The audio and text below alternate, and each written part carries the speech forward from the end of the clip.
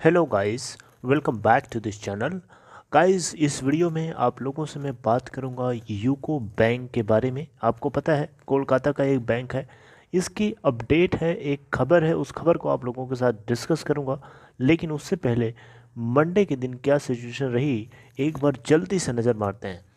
13.05 के ऊपर ओपन हुआ और वहाँ से 12.90 का लो बनाने के बाद 13.60 का हाई भी बनाता है। और देखें अगर आप तो 10.30 का लोअर सर्किट बैंड लगा था और अपर सर्किट बैंड लगा था 15.40 का। यूको बैंक का 52 वीक लो अगर आप चेक करेंगे तो 8.40 मिलेगा और 52 वीक हाई है इसका 17.35 का। 13.05 के ऊपर क्लोजिंग देता है जो कि 1.56% ऊपर क्लोज होता है अपने लास्ट क्लोजिंग प्राइस के रेस्पेक्ट में, जो कि 12.85 का था। 1,39,61,962 टोटल क्वांटिटीज ट्रेड होती हैं, जिसमें से 55.57% डिलीवरी उठा ली जाती है। 20.77 इसका पी रेशियो है और मार्केट कैप अगर आप चेक करेंगे तो 12,943.43 करोड़ रुपए है।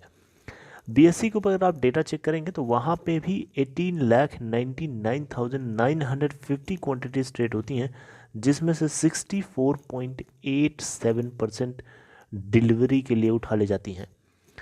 ओके, अब हम बात करते हैं अपडेट के बारे में। अपडेट कुछ ऐसा है कि यूको बैंक के क्वार्टर 3 के नतीजे रिलीज़ कर दिए गए हैं। मंडे के दिन रिलीज़ कर दिए गए, तो उसके अंदर क्या नतीजे आए हैं, क्या इसके नंबर्स हैं, एक बार जल्दी से देख लेते हैं। देखिए, यूको बैंक ने इस क्वार्टर 3 के अंदर दिसंबर 2020 के अंदर इसका प्रॉफिट आफ्टर टैक्स यानी नेट प्रॉफिट निकल के आता है 35.44 यानी 35.44 करोड़ रुपए, जो कि अगर आप लास्ट ईयर के सेम क्वार्टर में अगर आप देखेंगे तो 960.17 करोड़ का नेट लॉस हुआ था। ओके, टोटल इनकम की बात करें इस क्वार्टर के अंदर तो इस बैंक की जो टोटल इनकम है वो निकल के आती है 4,466.97 करोड़, यानी टोटल रेवेन्यू की मैं बात कर रहा हूँ।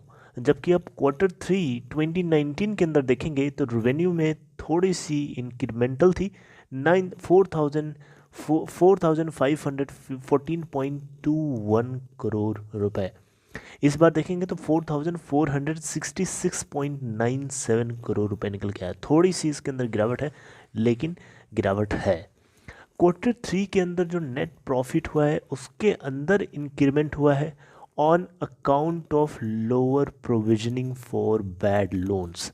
ध्यान दीजिएगा बातों के ऊपर, क्योंकि सब कुछ इन्हीं चीज़ों में छुपा होता है।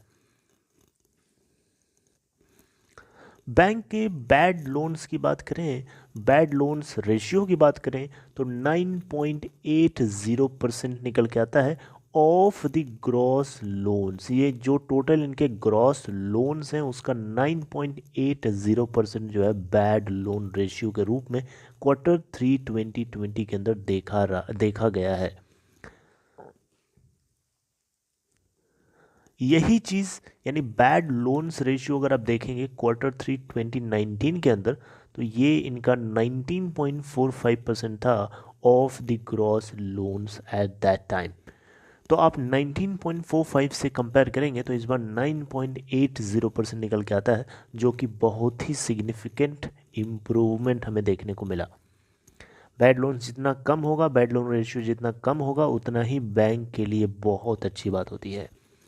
नॉन परफॉर्मिंग एसेट्स यानी नेट एनपीए की बात करेंगे, यहाँ पे जीएनपीए नहीं, नेट एनपीए की बात करें तो 2.97% निकल के आता है क्वार्टर 3 2020 के अंदर, जबकि यही चीज़ 6.34% हुआ करती थी क्वार्टर 3 2019 के अंदर। बैड लोन्स के अगेंस्ट जो प्रोविजनिंग होती है उसके अंदर हम बात करें तो इस बैंक के लिए बैड लोन्स के अगेंस्ट जो प्रोविजनिंग होती है उसके अंदर थोड़ी सी शार्पनेस आई है, थोड़ी सी शार्प गिरावट आई है, जो कि है 393.06 करोड़। जबकि क्वार्टर 3 2020 के अंदर ये डेटा था 1645.46 51 करोड़ रुपए। तो देख सकते हैं एक शार्प गिरावट यहाँ पे देखने को मिली है। बैड लोन्स के अगेंस्ट जितना अच्छा प्रोविजनिंग होगी उतना ही अच्छे से बैंक अपने ऑपरेशंस को स्मूथली चला पाएगा, जबकि इस बार ज़्यादा होनी चाहिए थी क्योंकि इस क्वार्टर में तो कोविड-19 से रिलेटेड प्रॉब्लम्स भी थी, right. Net interest income NII, इसकी बात करें जो कि आपको पता है डिफरेंस होता है interest earned and interest expanded. तो NII for this bank in this quarter 3 2020 stood at rupees 1407.15 crore रुपए, जो कि 13.79% से ऊपर है अपने प्रीवियस ईयर के सेम क्वार्टर से, जो कि 1236.59 करोड़ रुपए था। आप मेरी बात समझ रहे हैं। नेट इंटरेस्ट इनकम ज़्यादा होने का मतलब हुआ कि बैंक की कमाई बढ़ रही है, जो कि इसके अंदर इस बार 13.79% से जंप देखने को मिल रही है। अच्छी बात है, बहुत अच्छी बात है। ऑपरेटिंग प्रॉफिट की बात करें इस बैंक के लिए तो 1334.40 करोड़ यानी 1334.40 करोड़ रुपए निकल के आती है इस क्वार्टर में, जो कि अपने लास्ट ईयर के सेम क्वार्टर से यानी दिसंबर 2019 में देखेंगे तो 1210.52 करोड़ रुपए थी। उससे अगर कंपेयर करेंगे इस क्वार्टर की ऑपरेटिंग प्रॉफिट को तो 10.23% की आपको जंप सीधे सीधे देखने को मिलेगी। 10.23% की जंप। EPS की बात करें यानी अर्निंग पर शेयर की तो वो इंक्रीज हुआ है 0.04 इन क्वार्टर 3 2020, राइट। ओके, एक बार क्विकली अगर इसी चीज़ को ग्राफ के जरिए देखना चाहें तो ये जो आपको ग्राफ दिख रहा है ये PAT का है, यानी PAT मतलब profit after tax, net profit का ग्राफ है। आप देख सकते हैं तो लास्ट के सब्सिक्वेंट ईयर्स में ये काफ़ी ज़्यादा लॉस बुक करता रहा है। अब देख सकते हैं ये सब लॉस है, राइट। और यहाँ से अगर आप देखें तो जून 2020 से इसके अंदर थोड़ी सी संभलती हुई सिचुएशन नज़र आ रही है। आप देख सकते हैं इस ईयर के सारे क्वार्टर्स में लगभग ये लॉस नहीं बुक किया है, एटलीस्ट प्रॉफिट में रहा है, लेकिन प्रॉफिट बहुत कम है वो अलग बात है, लेकिन लॉस नहीं बुक किया, जो कि बहुत अच्छी बात है। सुधरती हुई सिचुएशन नज़र आए तो फिर यही तो चाहिए लोगों को। लेकिन टोटल रेवेन्यू अगर देखेंगे तो टोटल रेवेन्यू में ऑलमोस्ट कांस्टेंट सिचुएशन बनी हुई है। ओके, तो ये एक बहुत बड़ी अपडेट थी जो आप लोगों को पता होना चाहिए, क्योंकि आज की ट्रेडिंग स्टार्ट हो उससे पहले आपको ये इन्फॉर्मेशन जानना बहुत ज़रूरी है। आप इसमें अगर ट्रेडिंग करना चाहते हैं तो आपको इन्फॉर्मेशन पता होनी चाहिए, क्योंकि इसके अकॉर्डिंग चीज़ें बदलेंगी, ठीक है। इसके अकॉर्डिंग लोग रिएक्ट करेंगे। अब देखते हैं कि मार्केट इसके रिजल्ट को किस तरीके से देखता है यूको बैंक के अंदर। So this is all about this information guys. अगर आपको ये कंटेंट इन्फॉर्मेशन बहुत अच्छी लगी तो प्लीज़ इसे लाइक करिए, और दूसरी चीज़ डीमेट या ट्रेडिंग अकाउंट ओपन कराना है तो डिस्क्रिप्शन बॉक्स में लिंक है उसे क्लिक करें और आप स्टॉक में अकाउंट ओपन करा सकते हैं। दूसरी चीज़,